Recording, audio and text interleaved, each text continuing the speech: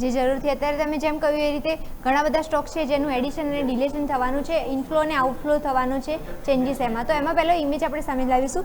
એમાં આપણને પહેલો નજર કરશો તો ઇનફ્લો તરફ નજર કરશો તો ફેડરલ બેંકનો ઇનફ્લો આવવાનો છે. એમાં તમે નજર કરશો $405 મિલિયન એમાં ઇનફ્લો આવી શકે છે. પછી તમે નજર કરશો બીજી એમસીએક્સમાં $302 મિલિયન આમાં ઇનફ્લો આપણને જોવા મળી શકે છે. એ સિવાય તમે નજર કરશો નાલ્કો, ત્યાં પણ તમે $246 મિલિયન એમાં ઇનફ્લો જોવા મળી શકે છે. અને લાસ્ટ તમે નજર કરશો ઇન્ડિયન બેંક, ત્યાં પણ $218 મિલિયન એમાં ઇનફ્લો જોવા મળી શકે. તો મેજરલી જોવા જાઓ તો તમે જે લિસ્ટ આપ્યું હતું કે 14 થી 15 લિસ્ટ સ્ટોક છે, એમાંથી આ 4 એવા સ્ટોક છે જે અત્યારે ઇનફ્લોની લિસ્ટમાં અત્યારે સામેલ છે. હવે વાત કરીએ કે આઉટફ્લો કયા સ્ટોકનું આપણને જોવા મળી શકે છે.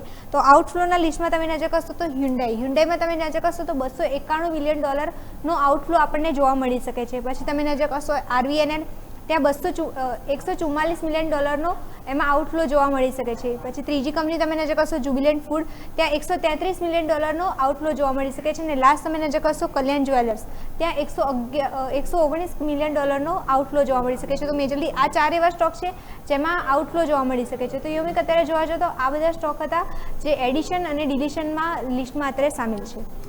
ઓકે, તો આપણે જેમ વાત કરી તમે જો તો આ બધા સ્ટોક છે કે જેમાં આપણને મહત્વનો હવે અહીંયા ઇનફ્લો અને આઉટફ્લો જોવા